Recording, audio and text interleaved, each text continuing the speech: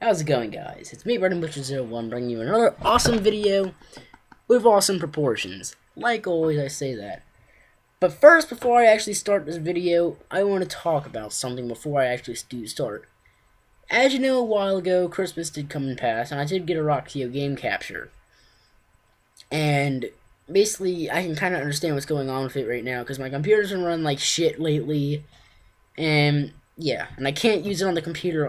That's actually behind my laptop, and it's this lovely thing. I know it's kind of bright, but it's a HP desktop. It's running really good, but it's my dad's. I don't want to fuck it up. I mean, it's working really well right now.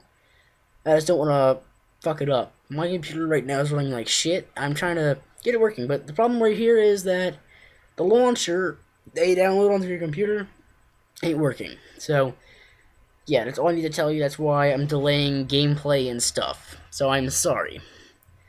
But anyway, for this video, I'm going to be reviewing a game out of some of the games that I got for Christmas. These are the games I'm going to currently review. I'm not going to go over all of them, basically, but I'm going to be reviewing... Where is it? Where the hell is it? There it is. I'm going to be reviewing the most popular game this year, Call of Duty Black Ops 2. But there's a few games that are still in my room, but these are the games I'm gonna basically be rating, because I do have a lot to say about them and what I like, what I don't like, and I'm just trying to get comfortable, so I don't think I'm doing anything weird. I just fix it. Good. Anyway, what I do need to say about Call of Duty Black Ops 2 is that it blew me out of the water. Best Call of Duty I ever played ever since Black Ops 1 and World at War. But yeah, I said World at War. It wasn't my favorite one at the time because it introduced zombies. But I do have a few things I do need to say. Some things I noticed, some things I didn't like. You know, just trying to mix it up a little. So I guess I can start with the campaign. What are my thoughts on the campaign? Pretty good. I mean, this time, I mean, like Treyarch, they do a better job with it all. But Treyarch really outdid themselves this time with the campaign, mainly because they gave you life choices, basically. Because as you know, there are choices in the game that determine the ending of the game. So, basically, you have choices to make. Basically, there's going to be Strike Force missions that are going to determine the ending of the game. Choices determining a character's life, or anything. So, it's a pretty cool game, and it's going to determine the outcome of the game, which I really like. I really liked it, really a lot. And I did kind of spoil one part, which is, if you already played the game, then you know. But this is a spoiler to any of you who do not have the game, and I find it kind of impossible, is that there's one part where you have to shoot Menendez, but it's not Menendez, it's Mason. You can choose to either shoot him in the head, which will kill him, or you can shoot him in the leg, which will give you a good ending also. But, yeah, that's letting you know that. So far, I give the campaign a really good rating. This is 10s, not 5, so I'm going to give it, 8 out of 10. I mean, to me, it was kind of difficult, well, for me, because I was new to the game, but I got better as I progressed, so it's kind of a challenge leading up to better proportions. Also, one thing I did leave out, if you never played it, is that I really did love the new system where you can actually customize your loadout before you start a campaign mission, which I really loved. So, yeah. What I next want to talk about is the multiplayer. Not zombies multiplayer. Just a regular old multiplayer. It's ecstatic. It is just astonishing. I mean, it's the most well-played thing ever. And they did remove one factor, which is COD points. As you know, from the original game, it was money.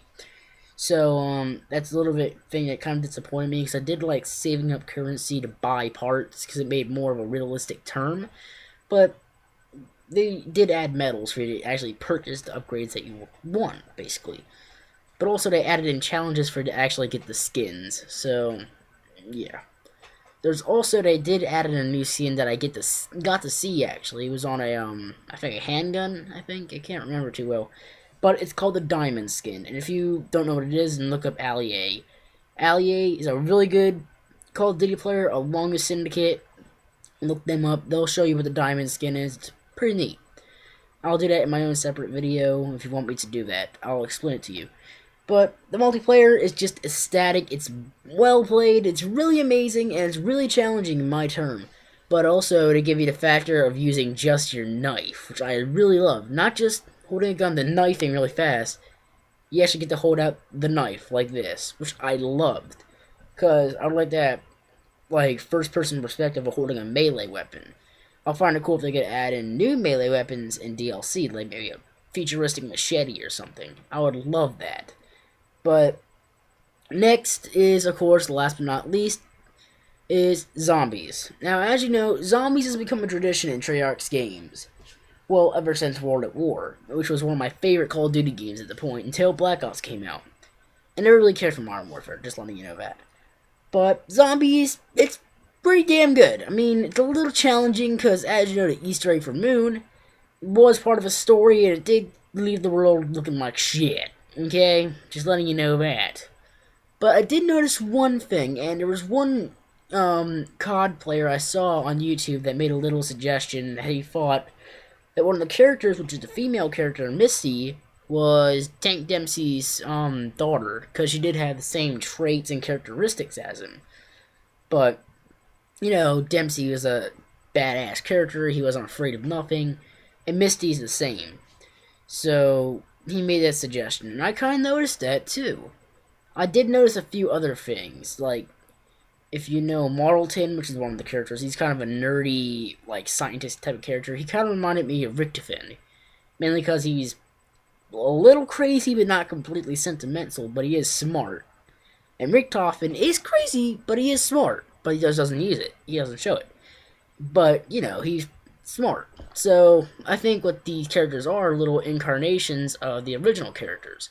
Same as Stollinger, he's stupid. And what character was stupid? Not Takayo, but Nikolai. So, yeah. But there's nobody that's really reincarnating of Takayo, unless Russman has a little bit of Chinese in him, but I don't really see any traits based off of, well, you know, Takayo. But I just pointed that out, but what I feel about the zombies is that it's really, really fucking good. I mean, it's probably the best zombies I ever played, but it's really challenging because of the environment you are in. There's also a game mode called Grief. You already know what Grief is, which is the 8-player zombie mode, which I played. I didn't really care much for it. I mean, it was kind of difficult, because I thought you guys would work together as a team, but instead it's just two separate teams competing to see who would survive. I think it would be a really cool concept to just being one whole 8 team that survive together. I think that would have been a really cool concept to the game. But also, you can play the individual parts of Transit on Survival. Just not, well, Transit, like the spot on Grief, so yeah. But they do have Survival on each match, and they do have Transit, which is really the main part of Zombies, which is the story.